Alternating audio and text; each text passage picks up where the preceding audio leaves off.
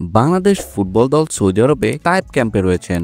আজ অনুশীলন নেই। ছুটির দিনে মুসলিম ফুটবলাররা কোচিং স্টাফরা মিলে মক্কায় ওমরা পালনের উদ্দেশ্যে রওনা হয়েছে। অমুসলিম ফুটবলাররা কোচিং স্টাফরা তায়েফে হোটেলে অবস্থান করছেন। বাংলাদেশ ফুটবল দল গত 3 বছর যাবৎ মার্চে সৌদি আরবে ক্যাম্প করছে।